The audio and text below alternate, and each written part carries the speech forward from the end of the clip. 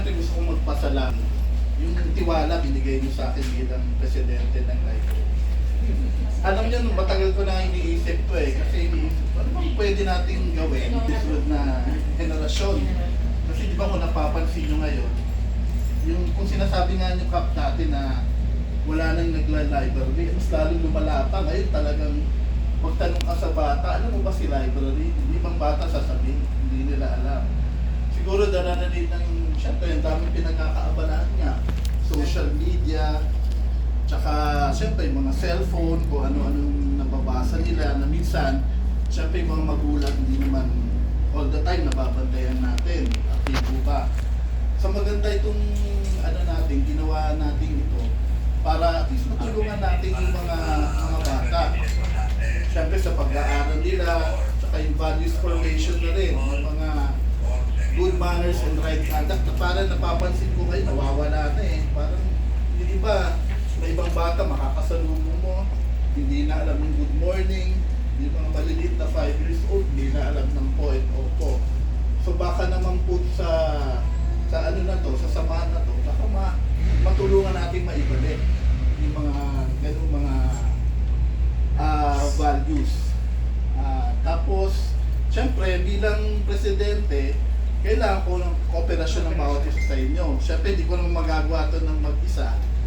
Pero siguro huwag tayong mag-alala kasi nandiyan naman si Miss Ana, nandiyan si Mabel, na pwede, si Kappa, na pwedeng hingan natin ng advice.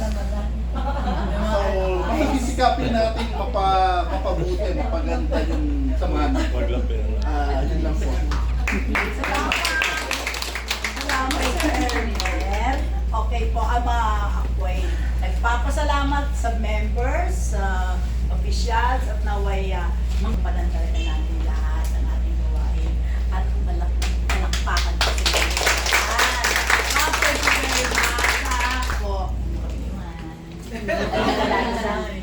Thank you rin po sa mga kagawad yung magaganda at sa pogi sa video. Asa ba yung tito ko isang tira? Opo, nagpapasalamat po kami sa inyo at sana mag-start na po tayo. Actually, pinaplanuhan na po namin ang ating training tutorial. Nag-chika ko na na-emeritus ko na sa iba dyan na we need volunteers. Tulong po kami maghanap ng volunteers. Nagpapasalamat talaga ako lalo na kay Kapsa uniform. Sana magawan pa na natin yung community natin. Pakikot natin. Kasi balak mo namin na mag-ikot kami. Mag-ikot to promote the library ulit po.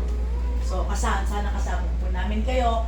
At sa darating pong 60th anniversary ng library sa July 1st. So magtanungan po natin. Sa July 1 po. Kuhanan po na ng senior citizens card. Ay, oo. Diba? 60 years old. Pero yung mga dito na, 60 na ako, senior na ako. Okay po. So, maraming salamat at bago po tayo magtapos ay tinatawagan ko po ang aking district supervisor, si Ana Lisa Supervisor. Ana Lisa po. Siya po ang aming supervisor ng District 1 na dati ngayon bumalik. Thank you, Ma'am Bel, sa akin. Magandang araw, umaga po muli sa ating lahat. Parang ang dami nyo na pong nasabi. Lahat po nasabi nyo na, pagpapasalamat, yung mga inspiring and motivating messages na nanggaling kay Kapitana. Ang ganda ng mga message niya na dapat nagmamarites talaga tayo. Pero nagustuhan ko, Kapitana, yung sinabi niyo na alisin yung silence in the library. Kasi buti na lang ko tinignan ko, may silence ba dito? Baka mamaya mabigalit na paalisin na. Alam niyo, Kap, sa totoo lang po talaga, hindi na din po namin binabawal talaga masyado. Kasi po ang mga bata ngayon, hindi na din po natin dinideprive ng kwentuhan, pag-exchange notes and messages, ganun po. Kaya wala na po kami. Pero po minsan inaano pa din po namin, pag sobra na rin po talaga. Kasi po minsan, nagtakbuhan, nagtampingan. Baka din po sila disgrasya.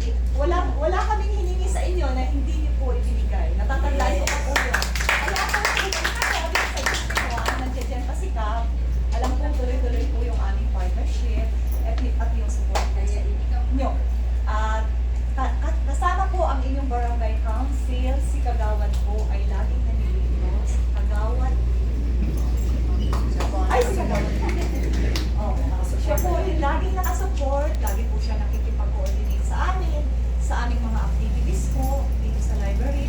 And nagpapasalamat po ako sa newly elected Friends of the Library's officers and lahat ng mga members. Nakikita ko po kayo dito araw-araw. Nakikita ko po sinasamahan niyo yung mga anak niyo, binabantayan niyo, tinuturuan niyo. Talaga pong ginagabayan niyo siya, ginagabayan niyo sila na pumunta dito sa library. At gamitin po yung mga resources po natin dito sa library. Tinutulungan at tinuturuan niyo silang magbasa ng kanilang mga assignments. Kaya po, nakikita ko po sa inyo yung pagiging ulirang ina, ate, sa inyo po lahat. Kaya po maraming salamat po. Kayo po ay bigay sa amin ng Panginoon. Kaya po kayo nandito para po maging kasama o kapartner, ka-activate namin sa lahat po ng aming mga proyekto. Marami po kaming projects po na ibababa sa inyo. Sabi nga po ni Ma'am Mabel, magkakaroon po kami ng reading tutorial this coming summer after po ng class natin. Pagpupromote po kami, opo. At sana po, pwede po ba namin mahingan kayo ng kapitana? Kailangan po namin ng mga volunteer teachers. Kasi po hindi kami magtuturo, mag-a-assess lang po kami. Pero sila po yung magtuturo. Kapitana, nag-teacher kayo eh. Last year, di ba pagi ko ang kasama na? Opo, ma'am. Sana po lagi po talaga susuportahan ang aming mga projects. Yun lamang po at maraming salamat. Lagi ko po kayong makikita dito sa library. Yung magpo-coordinate sa ating mga projects and programs po. Muli po, maraming salamat.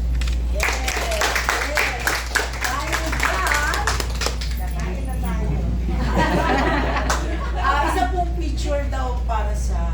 Pag ganito So, daw. ako dito. So, habang debate ating mga